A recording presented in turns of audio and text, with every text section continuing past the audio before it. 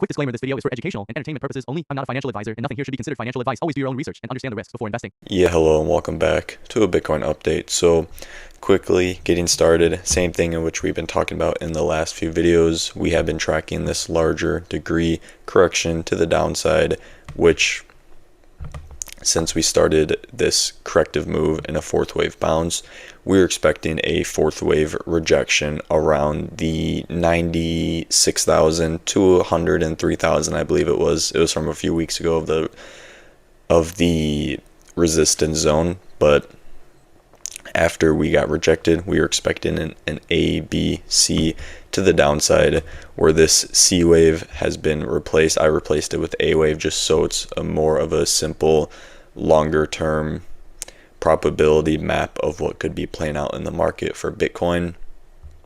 So I got rid of that C wave and just added this A wave here, where essentially we would be working on a larger degree A, B, C corrective move for Bitcoin before we could start a counter trend rally to new all-time highs, but obviously not guaranteed. Now we entered this support region in which we were tracking in the last many videos. We had swing highs in which we were tracking. Like I said for some of the last videos, is these swing highs would act as a support and resistance area for as well, especially this important one, which was around the 50,000 level, in which we added on for it too as well. We had a liquidation event where we got a large downtrend and then a pump back up, which is what we have been seeing. So far we've only had a three wave move and that corrective bounce, so it's totally possible that we do go for another low, and it would make sense to see that on the RSI as well. Once we get to that, I will show you. It would kind of more than likely start to form some divergences on the 4-hour and daily chart as well, and it would be something similar to what we did in April, which will show that as well. But with this, assuming we hold support and we do start a 5-wave move up, which it is possible that we could have formed one when we go to the shorter time frame. It's possible that this could have just been a 1, 2, 3, 4, 5-wave move up, but all of this could have just been a 1, 2, 3-wave move, and then we could have a fourth wave correction before we get one more high to break above that preferable level, which was around the 74,000 of this swing high that we formed on February 4th, before we can get a B, C corrective move in a 3-wave move to form a 1-2 setup before we have that third wave impulsive rally. Now, I wanted to highlight this top that we had for this B wave, in which, assuming it is playing out, I also left it on the chart. It's totally possible that Bitcoin just breaks through the support and we get a new all-time high as well. If we break through resistance. But I wanted to add that that is not the more likely case, just because we haven't seen any evidence to say that that would be playing out so far. So far, we would just, after getting so oversold, we would just expect a 3-wave corrective bounce before we head lower in that C wave.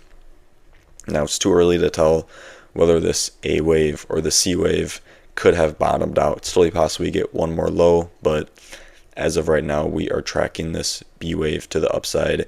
The lower that this A wave goes, or the C wave, the lower this support region goes as well. So that is something to note as what could possibly be seen. Now, really quickly, our resistance zone is between 85,784 to 112,904. Too early to tell whether or not this could have bottomed, but it is totally possible that we could be in the very early stages of this B wave. Like I said, what we want to see is a break above that 74,000, one more high to form a 5-wave move up. We'll add a support zone for that second wave move down, and if we hold support, then it's totally possible that we just form that 1-2 setup and we get that larger degree third wave to start to enter this support, this resistance zone. It's even possible that within this corrective move, we enter the resistance zone before we form a 1-2 and then get a third wave up. And I highlighted this swing high that we got back in January, which was around the 98,000 level, where we could even test for this B wave rally. But B waves are super tricky to track, so it's fully possible that we even do break through resistance, maybe even form a new all-time high, and then we start that C wave to the downside, which should be a 5-wave move. But it's even possible too that this B wave just barely touches resistance and then we get rejected from there. So B waves are pretty tricky to track, and they typically can just have a mind of their own, which is pretty weird. Now, if we go to the RSI, in which we were talking about for this, basically, if we are on the daily right now, here's what we did back in April and March, is we got a low, we got oversold on the daily, then we got another low, but we had a higher low, another low, but a higher low, and we formed a bullish divergence. Now, if we go to where we are right now, it's totally possible that Bitcoin drops to that 56,000 level, and we would form a bullish divergence, which is something similar to what we did back in February, March, and April. Usually, what happens before doesn't usually happen the exact same way. The market usually rhymes, it doesn't repeat. So just because we did that back here doesn't mean that we have to do it right here.